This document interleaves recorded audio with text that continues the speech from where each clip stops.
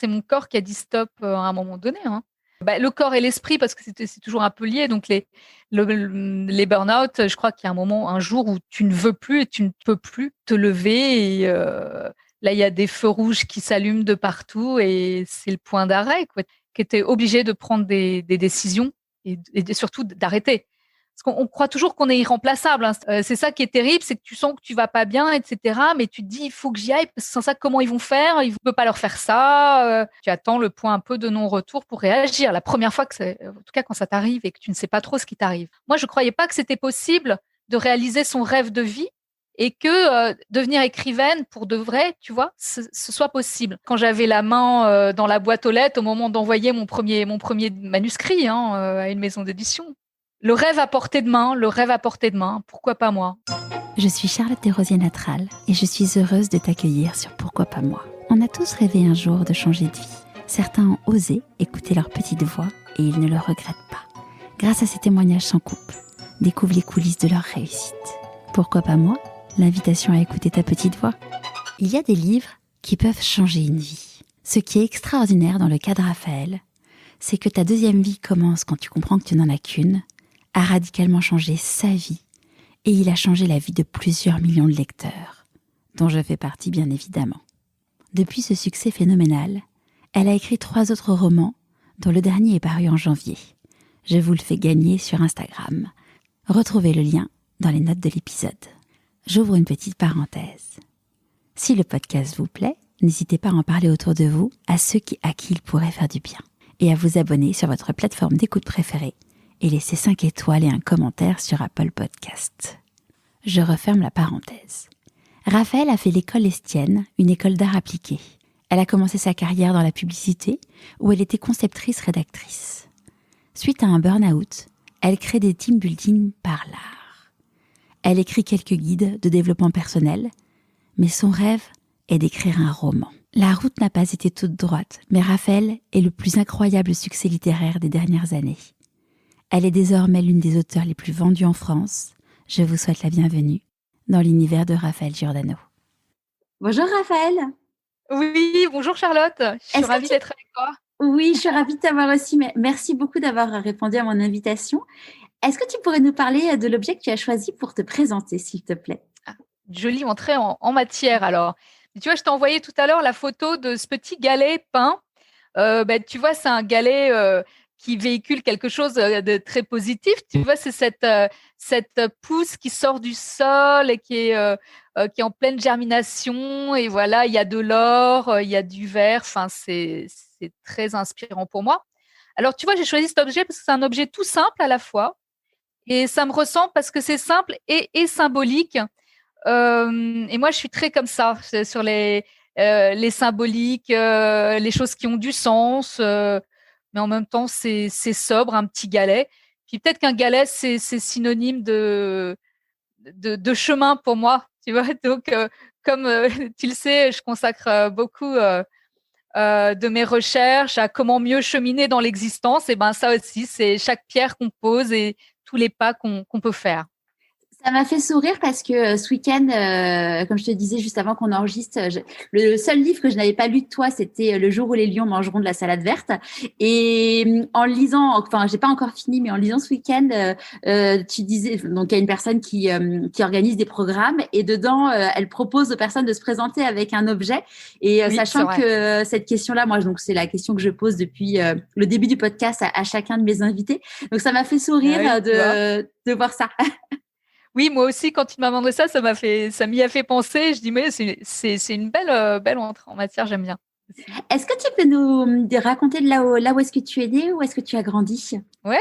Alors, écoute, moi, je suis née à Paris, dans le 12e arrondissement.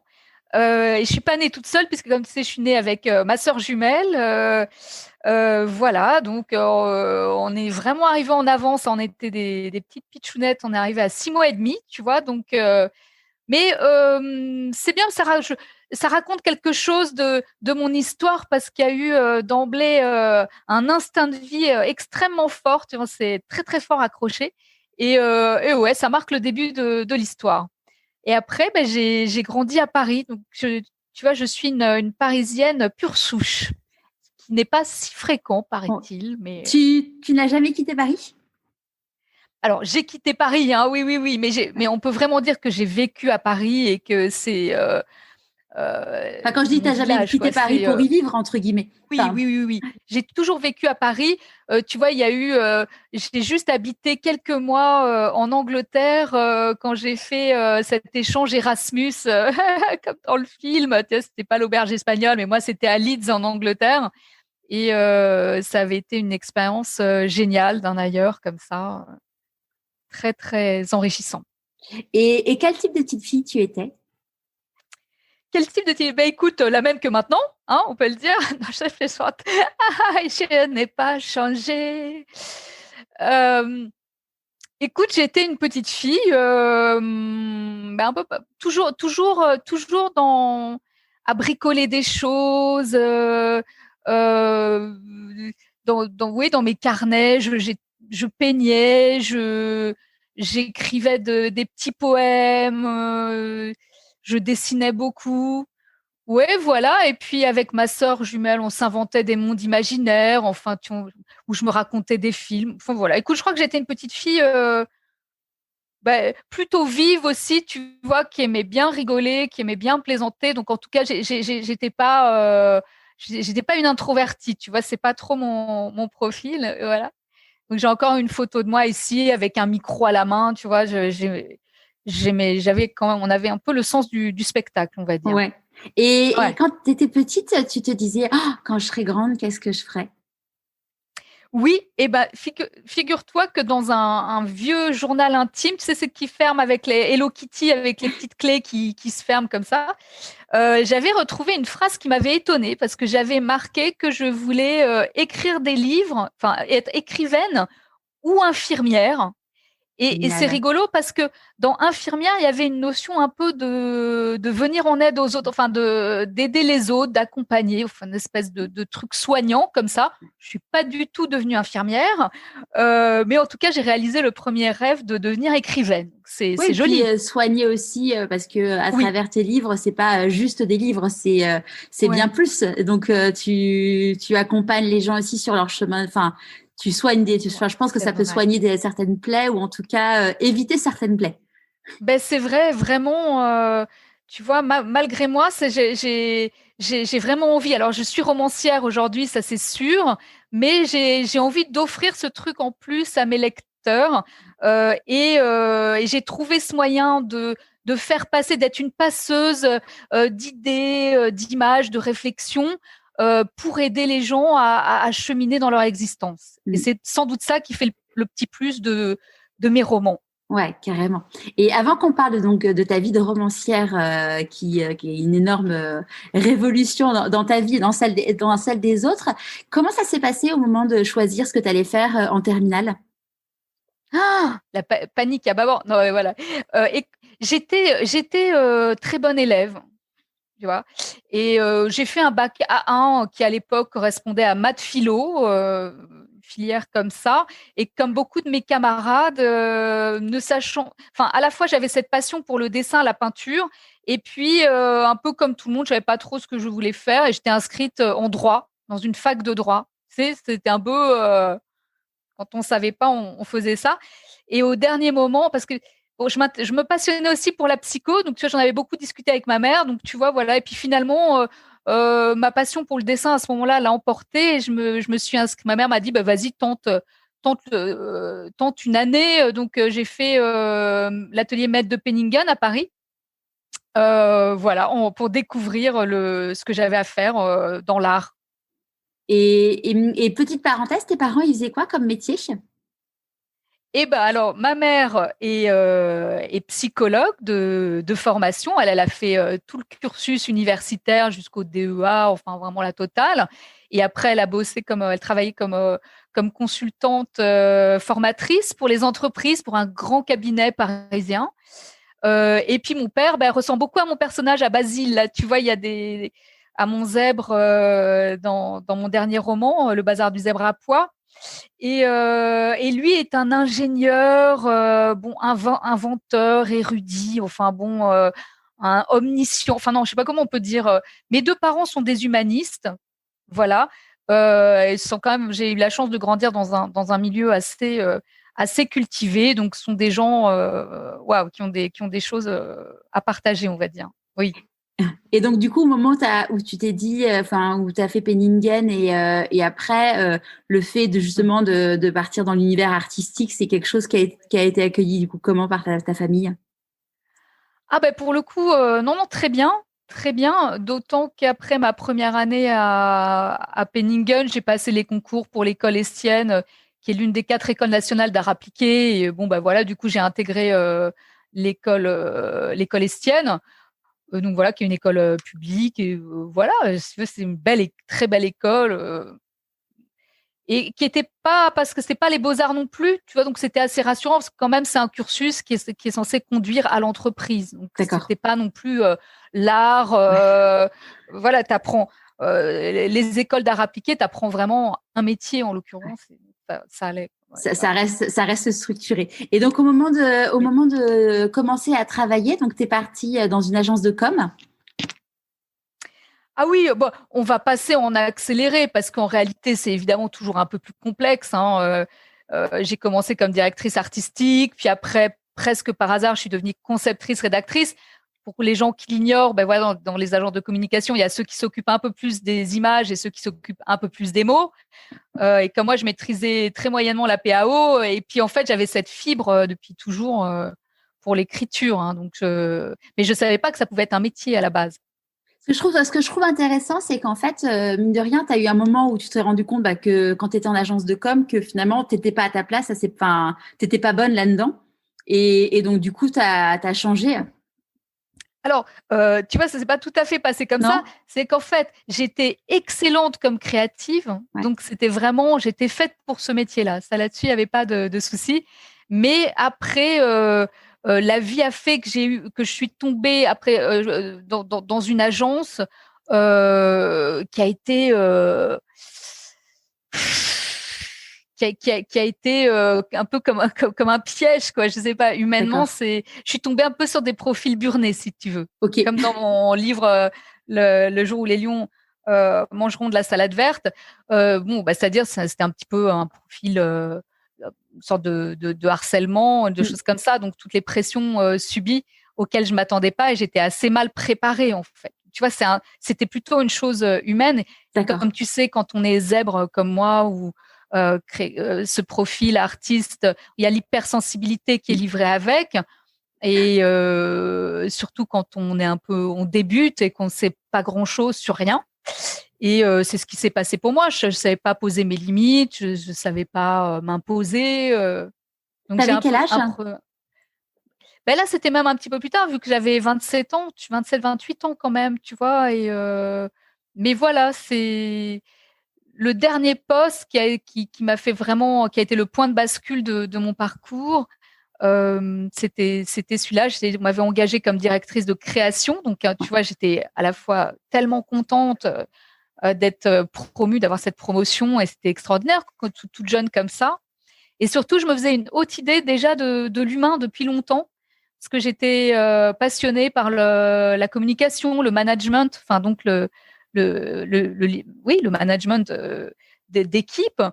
Et voilà, je crois que c'est cette expérience-là qui malheureusement s'est mal passée parce que ça ne pouvait pas bien se passer en réalité. Pourquoi? Euh, Parce que en fait, j'ai finalement la personne qui voulait transformer des studios d'exé en studios de création. Finalement, il m'engageait, mais c'était pas tant pour diriger l'équipe que pour faire un audit et puis renvoyer des gens qui étaient là depuis longtemps. Enfin, c'était plus des choses comme ça. Donc en fait, c'était pas du tout porter une équipe. C'était une mission piégée. Et du coup, Voilà. comment ton corps t'a parlé à cette époque-là? Alors, il y en a qui grossissent quand ça va mal. Moi, c'est l'inverse. J'ai tendance à perdre du poids, tu vois. Et on connaît le fameux livre, ouais, bon, le corps ne ment jamais. Je crois que quand on a vraiment les boules et que quelque chose ne passe pas, tu vois, voilà, c'était tout serré ici. Et dans ce genre de contexte, on m'avait pas mal isolée, en fait, et du coup, je finissais à manger toute seule tous les jours. c'est bête, tu vois, mais le même petit boui-boui à côté. Et je mangeais vraiment, ça m'avait coupé l'appétit, on va dire. Vraiment. Et qu'est-ce qui a fait que tu t'es dit stop?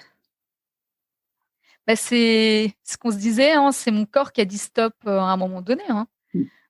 Vraiment, c'est le corps, le corps et l'esprit, parce que c'est toujours un peu lié. Donc, les burn-out, je crois qu'il y a un moment, un jour où tu ne veux plus et tu ne peux plus te lever. Et là, il y a des feux rouges qui s'allument de partout et c'est le point d'arrêt. Tu es obligé de regarder en face que ça va plus, que tu es obligé de prendre des décisions et surtout d'arrêter.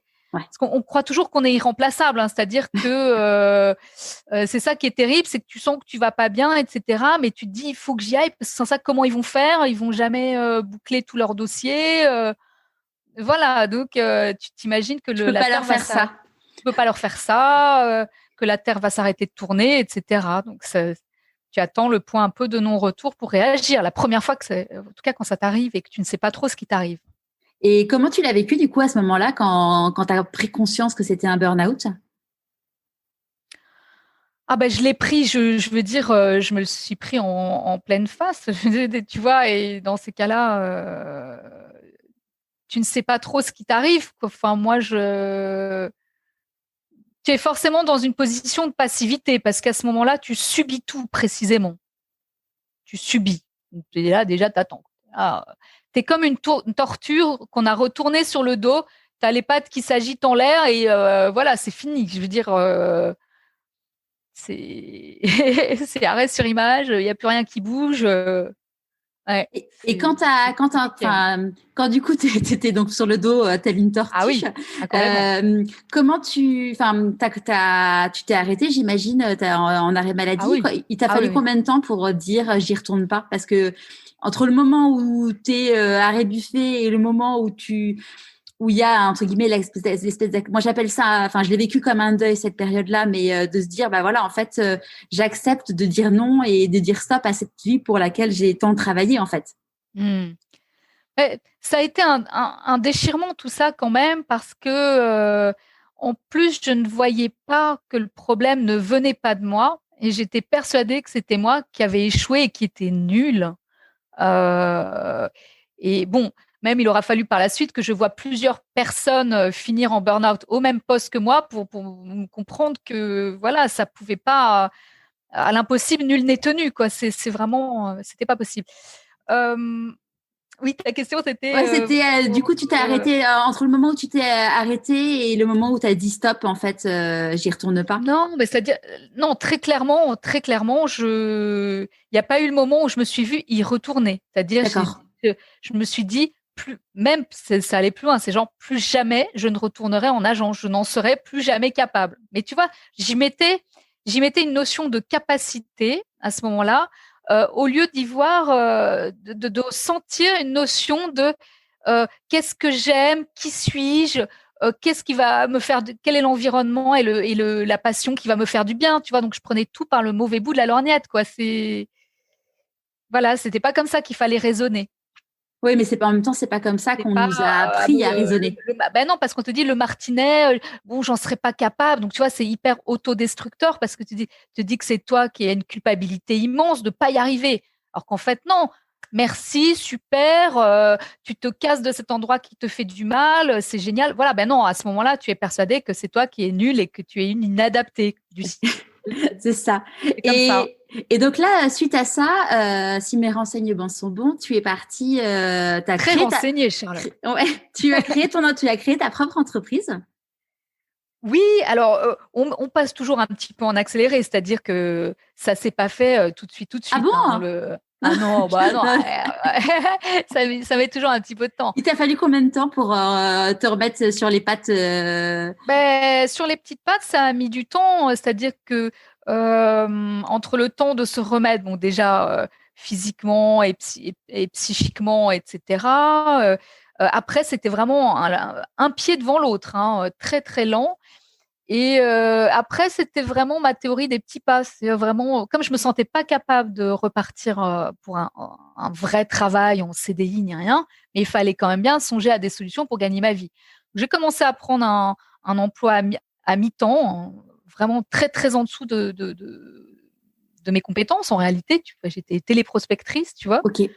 Et l'après-midi, je m'étais dit, je vais essayer de faire du freelance. Donc, je faisais des formations à des agences pour les former au brief créatif ou ce genre de choses. Voilà. Donc, j'essayais de m'en sortir un peu comme ça. Et puis, c'est une fois de plus par sérendipité pour les gens qui connaissent pas. Donc, c'est vraiment l'art de trouver l'Amérique en cherchant les Indes. Donc, c'est cette traversée du flou. Tu sais pas, mais c'est se mettre en recherche, en curiosité. Et je suis tombée complètement par hasard sur une agence d'événementiel par l'art qui habitait la même ville, qui était dans la même ville que moi, Boulogne-Billancourt. Et comme j'étais artiste peintre aussi, eh bien, ils m'ont fait découvrir le métier de coach en créativité par l'art. Voilà. Donc, c'est grâce à eux que j'ai commencé. Et c'est plus tard, donc au fur et à mesure que moi, j'ai décidé de monter ma structure Émotone, qui était, donc, tu vois, le mot émotion et tone, la couleur, hein, donc et tu sais, dans émotion, il y a la notion de mouvement aussi, donc remettre en mouvement, comme ça, créer une C'était un peu dynamique. Est-ce que c'était un peu thérapeutique pour toi aussi, du coup? De toute façon, ce qui a été thérapeutique, c'est d'être mon propre maître. Et en fait, là où je subissais, enfin, des fois, voilà, où finalement j'avais vraiment plus peur quand je devais obéir à d'autres et subir leur schéma, leur façon de diriger, de mal souvent d'ailleurs, très mal. Et voilà, là où mes ailes ont vraiment commencé à se déployer, j'avais plus peur que, tu vois, quand c'est toi qui décides de tout, tu redeviens maître du jeu et tu retrouves des forces insoupçonnées. Ouais, C'est c'est sûr. certain. Voilà. Donc, Et comment ton entourage t'a accompagné dans toute cette phase? Surtout en plus ta maman qui était psychologue, j'imagine que bon pour elle ça a dû être entre guillemets encore plus dur potentiellement que pour n'importe quelle autre maman. Hmm. Ben, elle a été formidable, hein. Ça, ma famille m'a énormément aidée et entourée. Et vraiment, Dieu merci, parce qu'ils m'ont vraiment aidée à me remettre sur pied. J'ai même habité quelque temps chez eux au tout début, hein. Tu vois, vraiment. Voilà, j'avais besoin d'un retour arrière, d'un cocon familial pour me refaire. Voilà. Puis après, je suis repartie avec mon compagnon. On a vite fondé une famille. Tu vois, je suis devenue maman dans la foulée. Tu vois, voilà. Ouais. C'est C'était passé le comme ça. renouveau, hein. C'était le Ouais. renouveau, oui. Ouais. Et est-ce C'est que ça.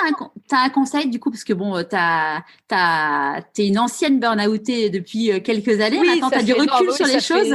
ça fait longtemps. Maintenant, je te confirme que ça fait au moins, je sais pas, 18 ans. Alors, tu vois, ça fait long quand même. Est-ce que tu as des Oui. conseils du coup avec le recul sur des choses parce que bon, une fois que tu as fait le burn-out, toutes les personnes avec qui j'ai discuté, c'est un truc que tu gardes quand même un peu à Mm. vie parce que ton corps se rappelle à toi dès que tu pousses un peu trop ou tu tires un peu trop sur la corde.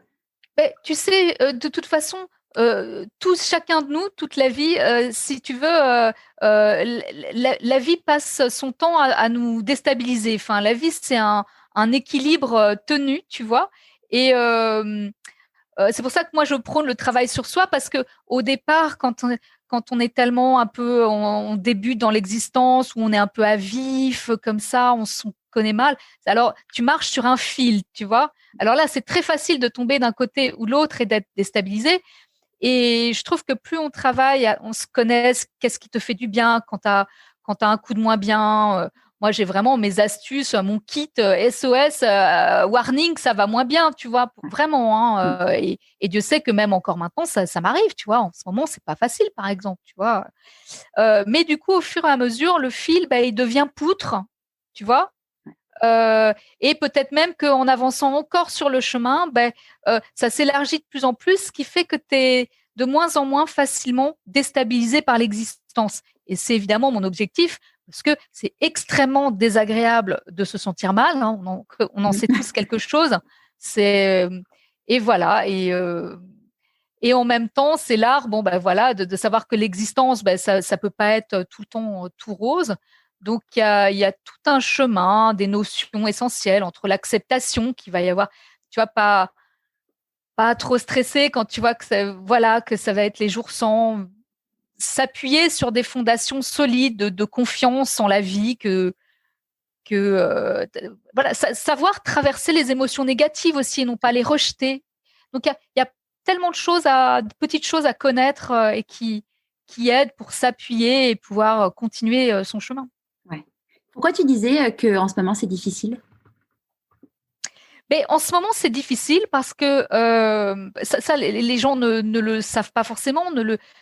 Tu vois, je suis en train, j'allais dire, d'accoucher encore d'un nouveau roman et c'est un travail. Enfin, tu vois, on n'appuie pas sur un bouton et le livre ressort. C'est une vraie abnégation, je crois, de s'y consacrer tous les jours, qu'il n'y a pas eu de pause du tout. Moi, tu vois, ça fait depuis juillet que je suis pas partie un seul jour de Paris, etc. Et puis le contexte en plus n'est pas le contexte le plus fun en ce moment à Paris. Tu sais, bon, moi, je suis très respectueuse des mesures, donc je vois quasiment personne. Et donc, voilà, j'ai enchaîné la promo. Ça peut-être, voilà, les personnes ne savent pas non plus en quoi ça peut consister, mais c'est quand même quasiment quotidiennement des choses qui demandent du dépassement de soi, donc énormément d'énergie. Et les fluctuations d'énergie, tu vois, voilà, voilà, et là, je repars dans plusieurs aventures en même temps de création, mais qui sont un peu comme être enceinte, j'allais dire que voilà. Mais c'est un bébé à chaque fois. On a cette espèce de fatigue, de joie, mais de fatigue, parce que faut aller au bout, quoi. Parce que là, tu sors un livre par an à peu près? Alors, pas tout à fait, ouais, un peu plus quand même, parce que justement, pour moi, c'est ce que j'ai essayé d'expliquer même à ma maison d'édition. Pour moi, c'est important, une jachère créative quand même. Bien sûr, ouais. Et ce qu'on se disait avant, tu vois, mes romans, il y a à la fois le fil narratif, mais il y a quand même tout un travail d'une exploration de fond sur. Il y a une énorme recherche, ouais. Et comme une méthode aussi que j'aime mettre au point. Enfin, j'aime inventer des concepts. Peut-être des techniques à faire passer même entre les lignes dans le roman. Et oui, tout ça, ça se fait pas. Ouais, mais c'est bien. Il faut. Donc j'aime prendre le temps, tu vois. Donc moi, à la fin de mon existence, tu vois, l'idée, enfin moi personnellement, c'est pas nécessairement d'avoir écrit le plus possible de livres. Tu vois, c'est pas mon. Ouais, c'est pas ton. Non, j'écrirai tant que je serai habitée visitée par un sujet qui me tient à cœur et je tiens à vraiment consacrer le temps qu'il faut pour que ce soit comme je souhaite et donc le mieux possible. Je trouve ça super intéressant justement ce que tu disais, à savoir que chaque livre a un concept. Donc il y a la routinologie, la burnerie, l'audacité et ça t'est devenu comment, entre guillemets, cette idée? Enfin, ça existe peut-être ailleurs, mais en tout cas, j'en avais jamais entendu parler, d'avoir justement la création de concepts en fil rouge. C'est vraiment ma spécialité, Charlotte, je crois. Je crois pas que ça existe autrement. On se disait, hein, c'est c'est mon truc. C'est ce qui fait ma petite différence, qui fait la différence peut-être, je ne sais pas. C'est une tournure d'esprit, ça va avec tout le reste, tu vois. De même qu'en agence, comme j'ai expliqué, j'ai toujours été entre mots et images, mais en réalité, je suis avant tout une conceptrice, par exemple. Et là, c'est pareil, en fait, le concept clé de voûte, il me vient en premier. Donc, le livre repose sur un concept clé de voûte, et autour, je bâtis une histoire, une narration, des personnages. Tu vois, voilà. Mais j'ai besoin d'une première pierre à l'édifice, tu vois. Et ça fait mon fil rouge, quoi. C'est intéressant de développer comme ça un thème fort.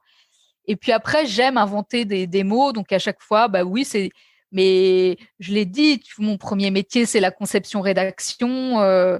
Oui, ça fait sens. C'est ça, cette invention ces trouvailles rédactionnelles c'est moi. Enfin, ça fait ça, je l'explique pas. Je peux pas l'expliquer mieux que ça. C'est là, je souris parce que je repense à une amie avec qui j'avais conseillé de lire Ta deuxième vie commence quand tu comprends que tu n'en as qu'une. Alors bon, pour ceux qui ne l'ont pas lu, je vais pas casser la fin, mais elle m'a dit mais je m'y attendais tellement pas et Ah et oui. c'est vrai que en fait il y a vraiment un côté où la fin tu as une vraie surprise en fait Ah oui, sur oui.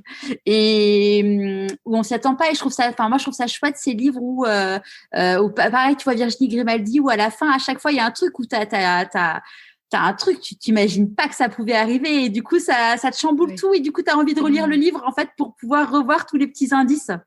Excellent. Et oui, oui. Bon, ben ça, c'est magique quand on arrive à trouver ce tweet de fin et cette pirouette. Ce qu'on a, on aime surprendre en tant que Ouais. romancier. Voilà, c'est ça. C'est oui. Donc ça, c'était bien. Ça a été quoi l'histoire du coup de ton premier livre de tous les, donc pas ton premier roman, mais de ton premier livre? Alors, excuse-moi, le premier livre que j'ai Oui, écrit que ou tu as que j'ai écrit. lu? Non, que tu as Que j'ai écrit. écrit. Que j'ai écrit. Oui. Mm. Alors, ben, écoute, le premier livre que j'ai écrit, et c'était drôle parce que je retombais l'autre jour dessus, le premier roman en tout cas que j'ai écrit, j'avais 17 ans. Et comme je faisais beaucoup de tableaux, je peignais beaucoup aussi. Et moi, ce qui me fascinait, c'était l'objet livre, c'était le fond et la forme. Écrire l'intérieur, mais aussi faire la couverture pour de vrai. Tu vois, que ça a l'air pour de vrai. Et je retombais dessus, donc j'avais imprimé à la maison un de mes tableaux. Et par exemple, c'est rigolo, c'est que j'avais mis en logo Plomb, qui est mon actuel. Donc, C'est fou, hein. imagine, c'était il y a, oui, je suis nulle en maths, il y a 25 ans, imaginons, tu vois, mon premier roman, enfin, j'avais 17 ans. Et waouh, c'était déjà, j'avais mis Plomb pour de rire, donc c'était drôle. Et le Et premier livre que tu as publié? ouais, le premier livre publié, Ouais. premier livre publié, c'est Les secrets du docteur Coulzen, tome 1, l'affirmation de soi. Et là, je te dis, moi, je m'étais lancée dans l'aventure, en tout cas des livres, un peu comme un défi, parce que, tu vois, je sortais d'un stage j'ai assisté à un stage animé par ma mère sur l'affirmation de soi, et c'est une animatrice extraordinaire. Elle emploie beaucoup d'images, de métaphores, et je trouvais ça tellement visuel que je dis, il faut en faire quelque chose. Mais tu vois, ce que je raconte aux gens, c'est vrai que mes premiers livres sont des livres de développement personnel créatif, vraiment. Mm. Mais c'est plutôt la communicante aussi qui s'est saisie d'un sujet. Tu vois, ma mère aurait fait du golf, j'aurais peut-être écrit un livre créatif et décalé sur le golf. Tu vois ce que je veux dire? Mais bon, enfin, oui et non, parce que évidemment, tous ces sujets sur la psychologie humaine me passionnaient depuis toujours. Donc, c'est un semi-hasard. Mais en tout cas, c'est comme ça que je me suis donné l'autorisation de créer ces livres. Et tous mes premiers livres, c'est pareil, à chaque fois, en tant que communicante, je voulais réinventer un peu l'objet livre. Et voilà, que ce soit sérieux vraiment sérieux sur le fond, mais attractif, ludique, différent sur la forme. On va Donc, faire passer les messages d'une façon différente. oui, puis ça a même été à chaque fois. Bon, j'ai fait les 4 premiers Coulzen qui étaient publicitaires dans l'approche parce que c'était une double page, un concept. Mais les suivants, c'était des objets livres aussi. Tu vois, le 100% bonheur, bon, maintenant, ils l'ont réimprimé d'une manière assez basique, mais c'était sous forme un carnet d'auto-coaching sous forme de répertoire téléphonique. Donc, tu vois, Ok. l'accès à l'info, c'était différent. Et le suivant, c'était un nuancier hémotome sur l'intelligence émotionnelle, comme un vrai nuancier Pantone Comme de un couleur. Pantone. Tu Ouais. vois, donc c'était pour de vrai l'objet, tu vois, fond, forme. Voilà. Et ces premiers livres, c'était des commandes ou c'était toi qui est venu avec le concept? Enfin, j'imagine que c'est venu avec le concept auprès des maisons d'édition. Ouais, totalement, totalement. J'ai toujours amené tous les projets. J'ai jamais travaillé, jamais, Sur jamais commande. sur commande. Et même le tout premier livre sur les secrets du docteur Coulzen, j'avais travaillé avec une amie, Izumi, qui avait fait toutes les illustrations.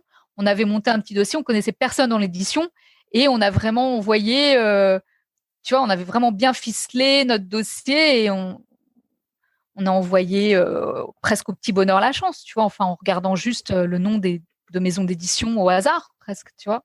Et comment tu l'as vécu quand les éditions d'Angle t'ont dit oui? Écoute, ça a été, je me souviens avoir reçu un coup de fil. Je marchais dans la rue avec ma sœur. Enfin, elle habitait en banlieue parisienne à ce moment-là. Quasiment d'être tombée à genoux de bonheur, hein. Non, non, extatique. C'est vrai, hein, parce que je te disais vraiment, je crois que c'était le rêve d'une vie d'être édité. J'ai parlé de ce premier roman que j'ai écrit à 17 ans, mais à 25 ans, j'en ai écrit un deuxième euh, dont que j'ai encore à la maison et que j'ai montré à personne, si tu veux. Donc voilà, c'est des vrais romans. Et tu vois, tout ça, ça m'habitait tout du long, sauf que tu me parlais de mission de vie et c'est merci à ton podcast de mettre ça en lumière. Moi, je ne croyais pas que c'était possible de réaliser son rêve de vie et que devenir écrivaine pour de vrai, tu vois, ce soit possible. Et même, je me suis lancée à écrire des non-fictions. J'étais déjà tellement heureuse, mais tu vois, c'était pas encore tout à fait mon rêve parce que mon rêve, c'était d'écrire des romans. Ouais.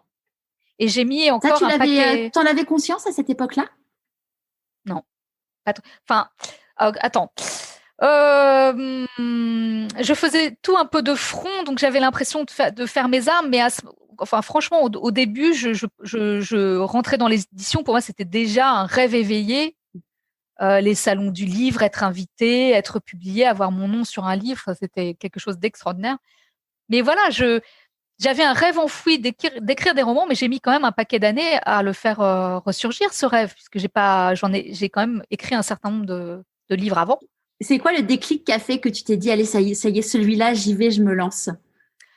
Ça a été assez lent, tu vois. À chaque fois, c'était un cran de plus. C'était d'abord d'avoir écrit les 4 premiers Coolzen, 4 livres quand même, puis le suivant, le 100% bonheur. Entre deux, j'ai écrit un roman jeunesse pour mon fils, mais tu vois à quel point c'était anecdotique, c'était en catimini. C'était bon, un roman jeunesse parce que c'est court, ça fait pas trop peur de se lancer, tu vois, et je l'ai publié à compte d'auteur. Enfin, c'était vraiment très modeste, tout petit, tu vois. Ouais. Donc, mais à chaque fois, c'était un cran de plus. Et juste avant ta deuxième vie, j'ai passé plusieurs mois à écrire un roman, mais qui n'avait rien à voir avec le développement personnel parce que voilà, je voulais vraiment. C'est génial les non-fictions, mais c'est pas suffisant.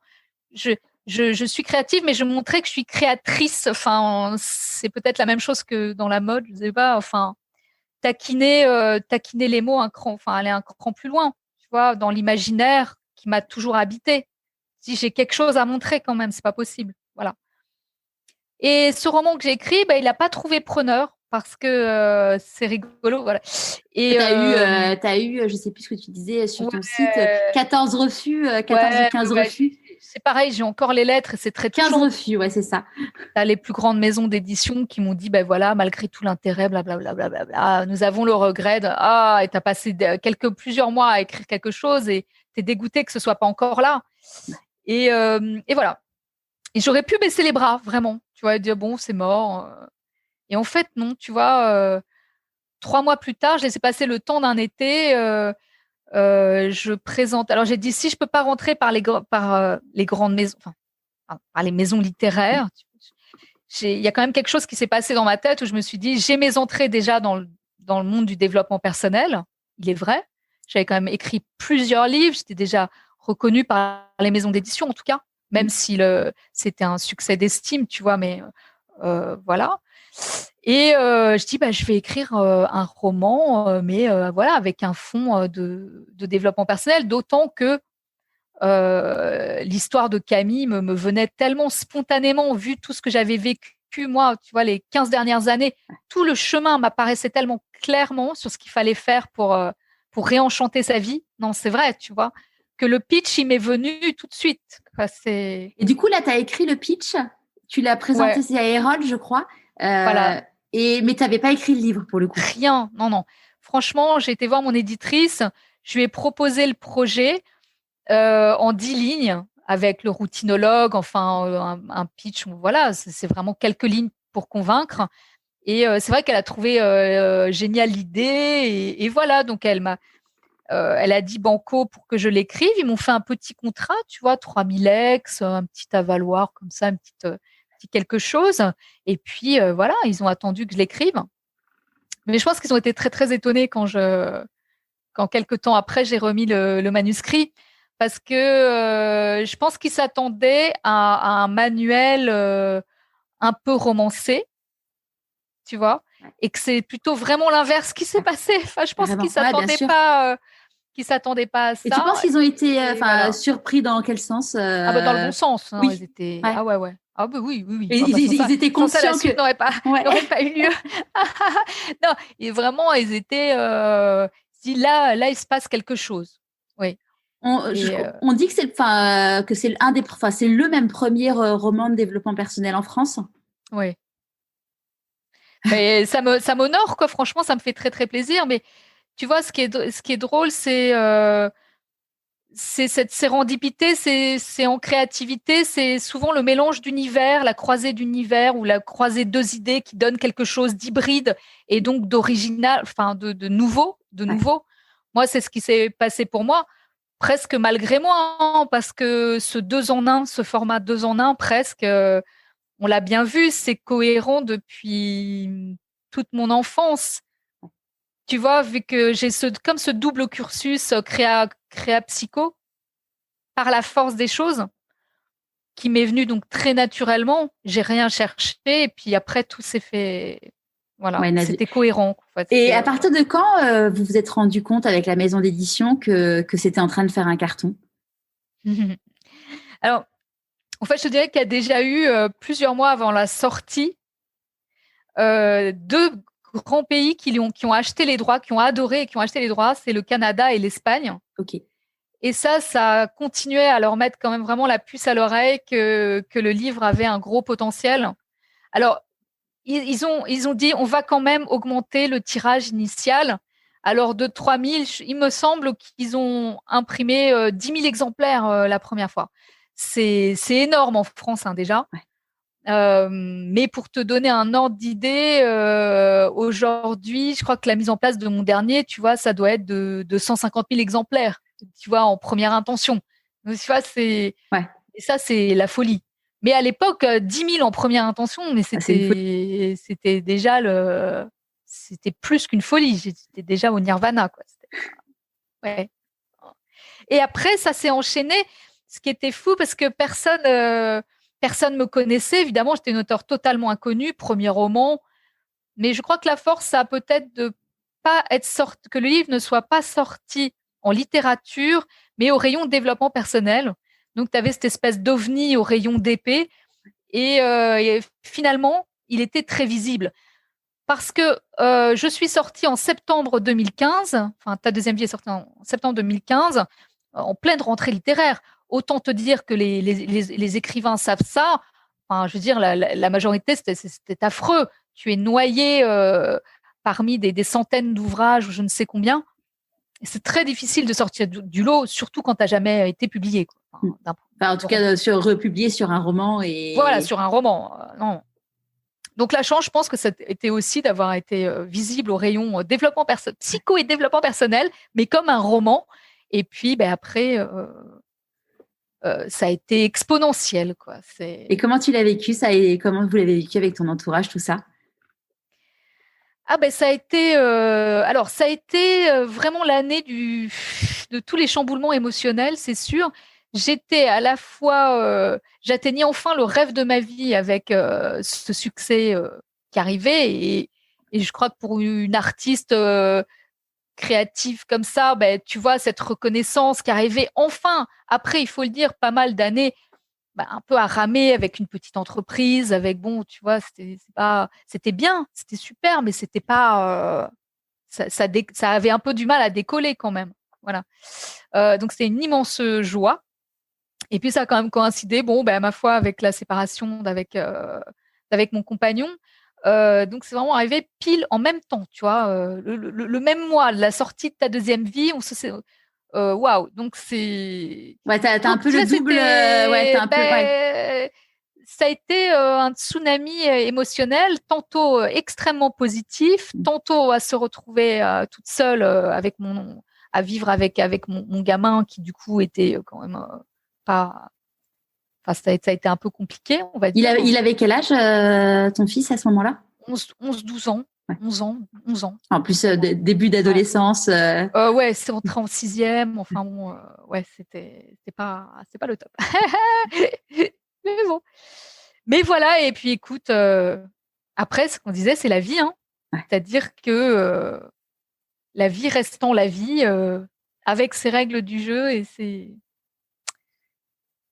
Voilà. Mais le début d'une très belle aventure, évidemment, qui a changé ma vie, bien sûr. Oui, parce que maintenant, du coup, bon, genre, je te pose pas la question, mais maintenant, tu vis 100% de ton écriture, ce qui est le rêve de tout écrivain. Ah oui, bah, c'était bien sûr une chance extraordinaire. Et c'est vrai quand ils ont rarement vu ça dans l'édition. Je crois que c'est un phénomène d'édition. C'est-à-dire, t'as les best-sellers et puis tu vois, ta deuxième vie, c'est un long-seller. C'est genre au-delà du best. Tu vois, 2 millions d'exemplaires à ce jour, mais que ça continue à se vendre partout dans le monde entier. Ça n'arrive jamais, un truc comme ça. Ça n'arrive jamais. Tu vois. Ouais. Donc, c'est même pas le truc que t'aurais pu imaginer un jour, en fait. Ah, jamais. Non, c'est tu vois, je suis pas spécialement, mais c'est pas possible. T'as les cieux qui s'ouvrent ou t'as un truc, c'est oh là-haut, qu'est-ce que vous avez voulu quoi? Pour moi, c'est pas possible. J'y croyais pas et c'est vrai que c'est pour ça que je rends quand même grâce, parce que j'ai quand même conscience qu'il s'est passé quelque chose d'extraordinaire pour moi. Alors des fois, je me dis mais pourquoi moi? Qu'est-ce qui s'est passé? Voilà. En même temps, pourquoi pas toi? Pourquoi pas moi? Et en même temps, j'ai beaucoup travaillé. C'est-à-dire, voilà, tu vois, ce qu'on se disait, nous, les moments difficiles, les traverser, les surmonter, rebondir, se battre. Voilà. Alors, bon, ouais, c'est pas venu tout seul. Il y a beaucoup de travail avant. Et puis, toute une vie passée dédiée, consacrée à l'art et à la créativité. Et donc, c'est pas un matin, je vais écrire un livre, un roman avec plein d'idées dedans et des choses comme ça. Tu vois. C'est quand même il y a un vrai cheminement intérieur. C'est toute une vie quand même aussi, tu vois. C'est un profil aussi. C'est un profil. Et du coup, quand tu as sorti le jour où les lions mangeront de la salade, donc de la salade verte, donc ça c'était en 2009, donc du coup 2 ans après la sortie de ta deuxième vie commence. Comment tu l'as appréhendé? Parce que quand on a fait un truc tellement incroyable, le deuxième, j'imagine qu'on doit avoir certains sentiments. Oui, ben ça se bouscule toujours un peu, mais moi j'essaie de rester concentrée à chaque fois. Enfin, plus sur le chemin. Enfin, comment te dire? Si j'ai l'impression d'avoir donné le meilleur de ce que je pouvais, j'ai vraiment super travaillé. Il y a eu il a été chercher des idées vraiment. Après, advienne que pourra, c'est-à-dire que ça m'appartient plus, mais vraiment, je me sens en paix parce que ça plaît un peu plus, ça plaît un peu moins, bien sûr, d'un livre sur l'autre, tu vois. Mais je crois qu'on peut quand même, on est obligé de voir le travail qu'il y a eu et le cœur qu'il y a eu à l'ouvrage. Bien sûr. Et donc, dès lors, après, ça m'appartient plus. Voilà. Oui, et puis même en fonction tu vois, on en discutait avec Maud Ankawa et elle a écrit pour l'instant 2 romans, donc Respire et Kilomètre Zéro. Et moi, j'ai lu les 2 romans et puis comme je l'ai interviewée, j'en ai discuté avec pas mal de personnes qui ont lu aussi les 2 romans et c'est marrant de voir comme chacun va aimer un roman d'une façon différente, ça va résonner de façon. Les 2 personnes vont aimer, mais on va pas s'accrocher à chaque chose. Et puis, ce que je trouve aussi super intéressant avec tous ces livres, c'est que le même livre lu par la même personne à un moment différent de sa vie, ça n'aura rien à voir. Je vois ta vie commence quand tu comprends que tu n'en as qu'une. Ce que je te disais hors caméra, c'est que, hors micro, c'est le livre que j'ai mis le plus de temps dans toute ma vie à lire. Je pense que j'ai dû mettre peut-être 1 ou 2 ans à lire, mais tu sais, il était sur ma table de lit pendant 1 ou 2 ans et c'est fabuleux ça. Ouais. Ah oui. Et je le prenais et tout, je le surlignais, je le lisais dans le métro, mais en fait, j'ai eu énormément de mal à lire dans le sens rapide parce que En fait, c'était l'époque où j'étais encore en poste et que c'était très compliqué et dans les périodes de stress. Donc, j'étais dans le pré-burnout, on va dire. Et en fait, chaque chose, c'était vraiment lourd parce qu'en fait, ça me permettait de vraiment réfléchir à ma vie. Et je l'ai relu via la BD cet hiver. Et donc, du coup, je l'ai regardé avec un regard complètement différent. Et c'est vraiment chouette de voir. Moi, j'étais fière de voir le chemin parcouru. Et je trouve ça chouette aussi d'avoir proposé cet autre format pour pouvoir justement permettre pour ceux qui préfèrent la BD. D'ailleurs, je l'ai fait lire à mon fils qui a 9 ans. Très bien. Ouais. Bien, super. Comme il lira pas les romans, les BD, ça passe. Et je me dis, c'est super pouvoir permettre aux enfants aussi de commencer à se rendre compte de tout ça, en fait. Non, c'est chouette. Écoute, mais, je suis contente. Alors, si ton fils a lu la BD, oui, qui a été une belle aventure aussi. Ça, c'est chouette extraordinaire le travail qui a été fait en images. Et c'est bien d'avoir accès sous différentes formes. Et après, du coup, il y a potentiellement un film sur lequel j'ai vu. Oui, entre autres. Oui, je peux pas trop m'étendre pour l'instant. On en reparlera plus tard. Ce que je peux te dire, c'est que ça travaille en coulisses. Ok, super. Bon, ça c'est sûr. On n'en parle pas tout de suite alors. Il y aura des rebondissements, il y aura de la nouveauté, il y aura pas mal de choses dans les années à venir, quoi. Ouais, c'est sûr. Génial. Oui. On va rentrer sur les petits. En fait, dans chaque interview, j'ai une petite série de questions. Nous allons attaquer les questions. Hop, qui ne sont pas là. Attends, c'est merveilleux. Normalement, je les connais par cœur, mais il y a un moment où. Non, mais j'aime bien les joies du direct. C'est ça qui est bon. C'est l'authenticité, la spontanéité. Voilà. Exactement. Zou. C'est merveilleux. Ça fait la petite phase de musique d'attente. Bah oui. Ouais. Tu veux que je fasse la musique d'ascenseur? Ah ouais, vas-y. Ah non, mince, je sais.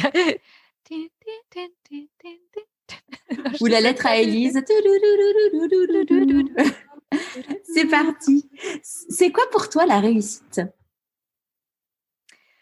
La réussite, pour moi... la question piège.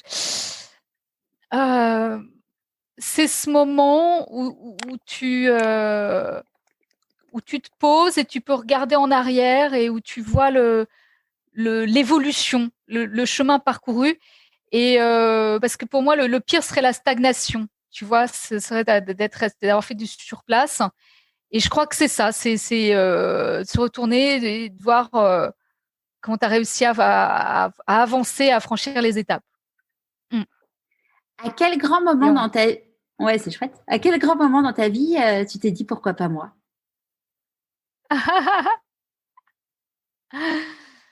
Quand j'avais la main dans la boîte aux lettres au moment d'envoyer mon premier manuscrit à une maison d'édition, c'est tout.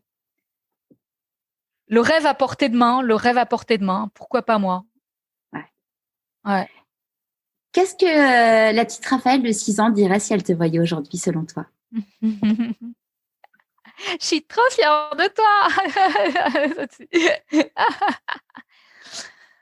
Non, je crois peut-être qu'elle me dirait, peut-être qu'elle me remercierait de ne pas avoir laissé tomber mes rêves d'enfant et d'avoir continué à y croire même quand c'était vraiment dur et de pas avoir lâché.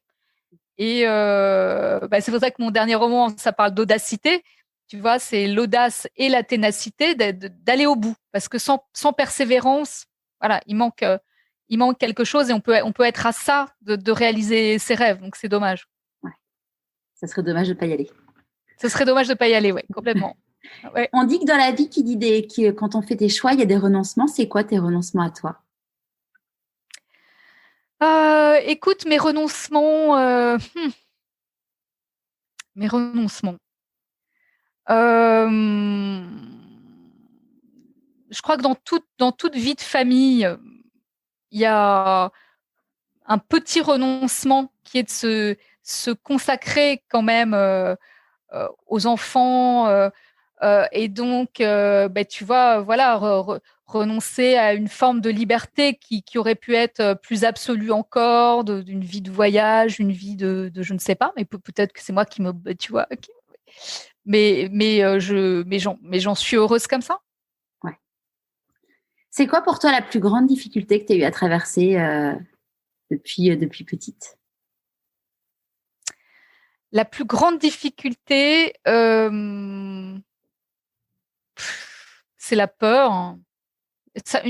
La peur, une peur liée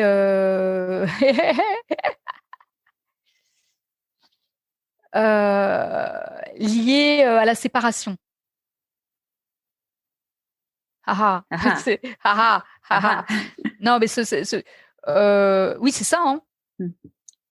Ouais, quand on est jumelles, ça, c'est souvent une peur liée. Enfin, Ouais, quand, ouais, oui, oui, oui. Puis c'est la problématique des liens, quoi. C'est le besoin de contact, le besoin ouais, c'est ce qui me nourrit aussi. Voilà. D'ailleurs, ta sœur, donc, elle est coach de vie. J'imagine Ouais. que forcément, vous échangez pas mal sur ces thématiques-là. Tu lui fais tu lui fais lire tes livres avant de les publier? Ben, ça dépend. Les premiers, oui. Mais c'est vrai que même les derniers, pas forcément. D'abord parce qu'elle a beaucoup de travail, donc elle avait pas forcément trop de temps.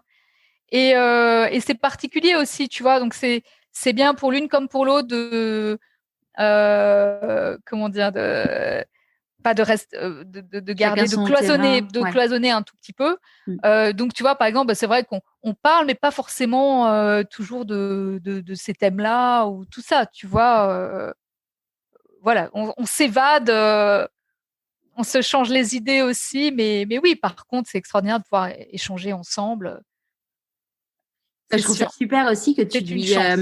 tu lui fais sa pub, en tout cas dans le bazar du Zèbre à Poix et sur ton site. Je trouve ça génial de dire aller plus loin. Je connais Gentil. quelqu'un qui sera super pour ça, quoi. Ben, c'est gentil. Écoute, voilà, moi, je le voyais comme ça. Des détracteurs peuvent y voir, voilà, on peut faire des petits tacles par rapport à ça. T'en as eu? Euh, Peu, mais Ouais. un peu. Ça a pu De quel arriver. type, du coup? Critique littéraire qui d'un coup voit d'un mauvais œil ce petit passe-relais. Voilà, que moi, si tu veux, je pense pas, il y a pas d'idée derrière, si ce n'est le coup de pouce et cet esprit de solidaire entre nous. Et puis de penser aussi à mes lecteurs, tout simplement, et toujours l'envie de dire bah, qu'est-ce que je peux leur offrir en plus, quoi. Et tiens, moi, à l'époque, quand j'avais plus trop par quel bout prendre mes changements, ça m'aurait bien aidé qu'on me dise bah tiens, tu pourrais commencer par là, tu vois, et qu'on m'indique quelque chose. C'est uniquement dans cet esprit-là. Ouais. Ouais, C'est comme t'es pas commissionné sur l'apport d'affaires de ta oh sœur. ben non, bien sûr que non, là, on va Ouais. vraiment pas. Ouais. Et puis non, c'est vraiment tellement pas notre état d'esprit, mais bien sûr ceux qui nous connaissent et puis c'est ça qui compte au final. Et puis mes lecteurs ne s'y trompent pas non plus, je crois, et c'est Oui, puis fait. finalement, enfin, plus tu as du succès, plus tu as des détracteurs, j'imagine aussi. Oui, mais il y en aura toujours, si tu veux. Voilà. Qu'est-ce qu'il faut faire? Bah, le prochain, je mettrai peut-être, voilà, pas l'adresse de ma sœur, mais c'est de. Un QR code pour prendre rendez-vous directement. Comme ça, Ouais, ouais, voilà, directement. voilà. On fera encore plus fort. On va Voilà. faire encore plus fort. Non, c'est Avec comme un ça. code promo. Avec un code promo. Voilà. Aïe, aïe, aïe. Non, mais bon, c'est fait. C'est fait dans tellement un autre état d'esprit, mais je crois que ceux qui me suivent et me connaissent ne s'y trompent pas, et c'est la seule chose qui m'importe au final. Ouais. C'est quoi tes plus grandes peurs? Alors, du coup, Euh, je crois que j'en ai dit ouais. pas mal. C'est Oui. Et comment tu les traites? franchement, hmm, franchement, ben, je te dis, par rapport aux êtres chers et tout ça, ça a été compliqué maintenant, j'ai cheminé, mais cette idée de pouvoir être séparé ou privé des êtres chers, c'est quand même un truc que je trouve fou. Mm. Et qu'on soit locataire de tout sur Terre, ça a pu me faire tourner la tête, me donner un tournis épouvantable. Mais donc moi, ce serait la solitude, tu vois, par exemple. Là, ça a été dur cette période. Tu en as perdu quelques êtres chers et ça m'a dévasté d'imaginer pour certains partir à l'hôpital seule, enfin, c'est épouvantable. C'est mon pire cauchemar, ça, tu vois, ça serait ça.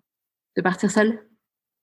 Mais oui, alors, on est toujours seul, malheureusement. À un moment ou à un autre, on est seul.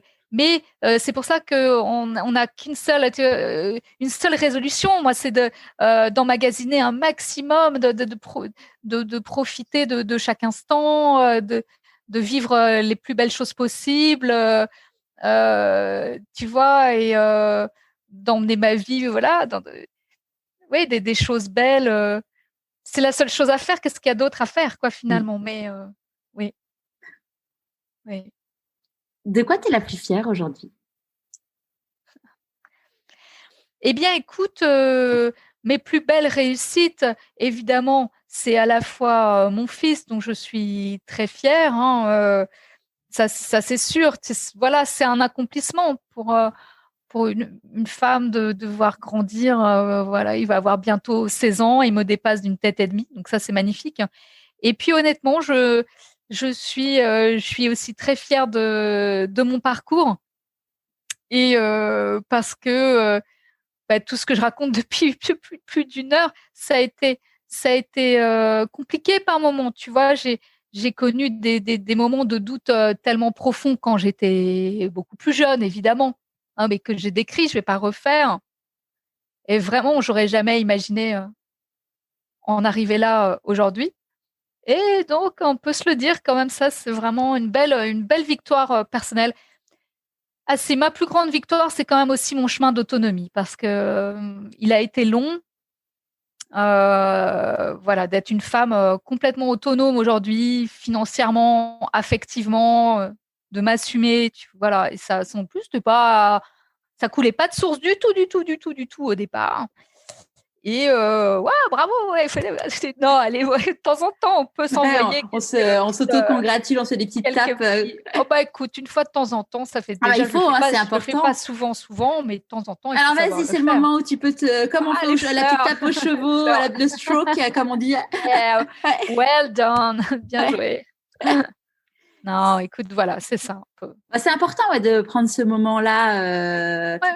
Après mon burn-out, j'ai été accompagnée par une coach de vie et quasiment à chaque séance, elle me disait, allez, de quoi on se réjouit. Elle m'encourageait à me faire la petite tape parce qu'en effet, c'est important de savoir se féliciter, de se rendre compte de chemin parcouru. Tu sais qu'on ne le fait pas assez. Hein. On est très, très dur avec soi-même en général. Et, non, mais sitôt qu'on a un succès ou une victoire, on passe à autre chose. Hein. On passe à l'objectif suivant. On dit, attends, on va ralentir un petit peu. Alors, on va se congratuler 5 minutes quand même avant de passer. Ouais, il faut. Ah ouais. Comment tu célèbres du coup tes succès? Eh bien, écoute, je trouve que je le fais pas assez, je crois. Je te jure. Il faut que je me là, il faut que. Non, j'ai tendance à pas tout à fait le faire assez. Je crois qu'un de ces 4 matins, il faudrait vraiment que je fasse un vrai stop pour faire organiser une grande fête avec les gens que j'aime, avec les gens qui m'ont suivi, qui m'ont fait confiance. Non, je t'assure. Parce non, je crois que je n'ai pas assez marqué. Et là, j'enchaîne les projets. Pas bien. Parce que là, il est sorti quand le bazar du zèbre à pois? Il est sorti en janvier. En janvier. Ouais. Bon, ça, c'est il y a 4 mois. Il faudrait peut-être fêter son anniversaire. Son mois-versaire. Son mois-versaire, c'est une très bonne idée. Comment tu vas le célébrer? Quelque chose. Non, mais j'aimerais bien organiser quelque chose. J'espère qu'on va pouvoir se revoir bientôt avec ma maison d'édition, mais tu sais qu'ils peuvent même plus aller au bureau. Hein.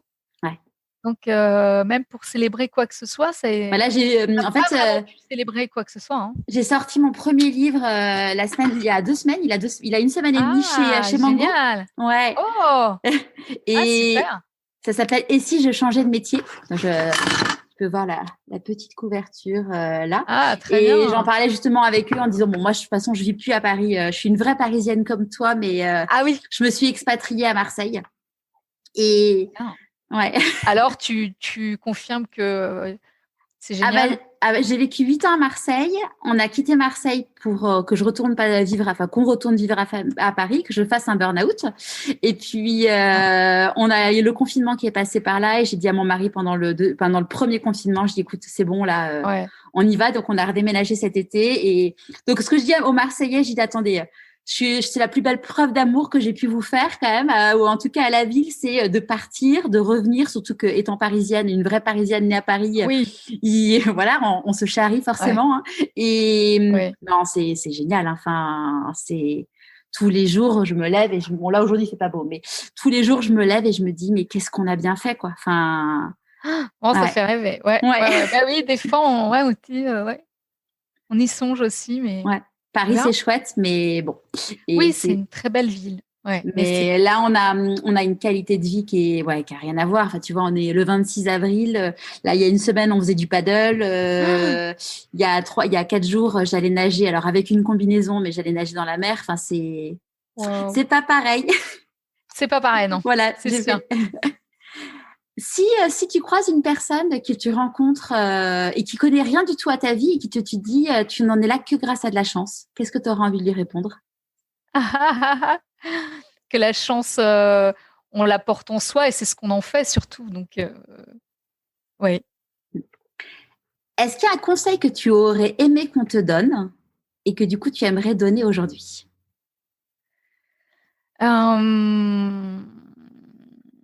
Un conseil, oui, c'est vraiment de croire en soi, en sa singularité et de repartir de son ADN pour construire son chemin.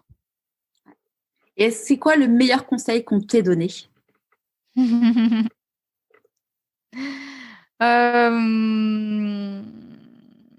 Le meilleur conseil qu'on m'ait donné, c'est à chaque fois de m'encourager et de me porter dans mes décisions à chaque carrefour et de pas me mettre des bâtons dans les roues, mais au contraire de m'encourager.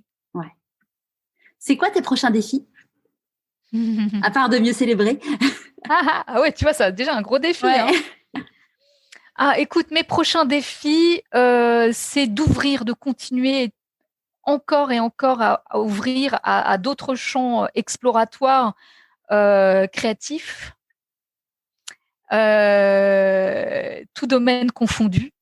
Donc, c'est des aventures humaines qui s'annoncent et créatives. Vivre de nouvelles aventures humaines et créatives. Voilà. Encore plus larges, on va dire.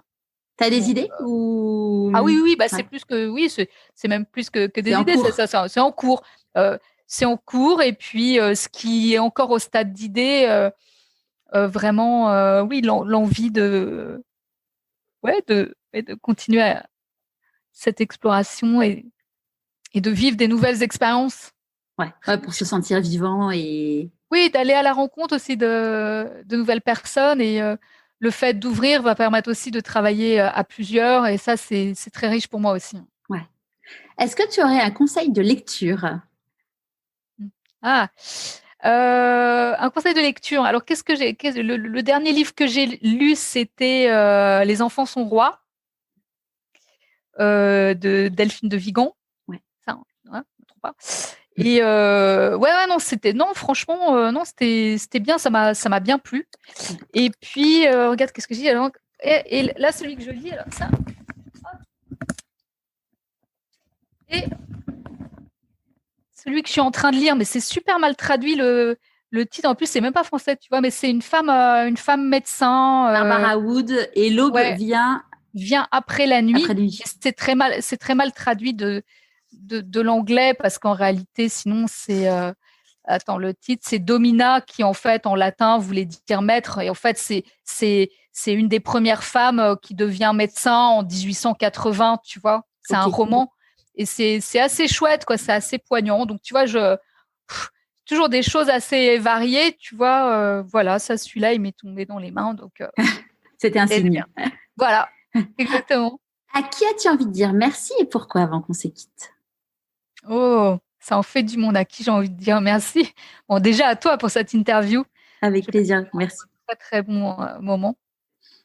Merci à la vie au sens large, que voilà, vraiment, d'avoir exaucé mon rêve le plus fou et de m'avoir mis sur ce chemin. Parce que grâce à ta deuxième vie, derrière, je peux vraiment continuer à exercer ce métier que j'aime dans les meilleures conditions. Et puis, sinon, ouais, merci à la vie, parce que j'ai quand même été très gâtée, tu vois, à donner des talents, des gens que j'aime, voilà, un bel enfant. Non, vraiment, je suis chanceuse. Voilà, donc merci à la vie, quoi, peut-être, tout simplement.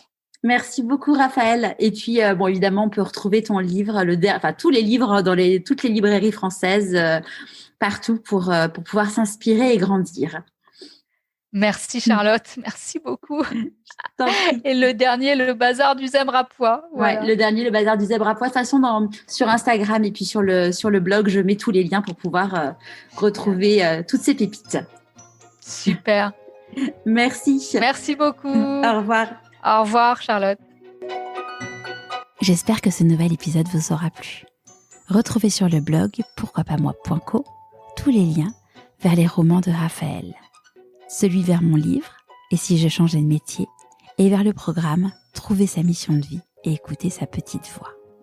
Pour fêter le 50e épisode de Pourquoi pas moi, j'ai décidé d'ouvrir une nouvelle saison du podcast. Ce qui va changer avec cette nouvelle saison, j'ai ajouté des nouvelles questions à la fin des interviews, comme notamment « À quel moment dans ta vie t'es-tu dit pourquoi pas moi ?» ou « Comment célèbres-tu tes succès ?» Allez, je vous souhaite une magnifique fin de semaine et je vous dis à demain avec la newsletter hebdomadaire pour t'inviter à écouter ta petite voix et à jeudi prochain pour un nouvel épisode de Pourquoi pas moi.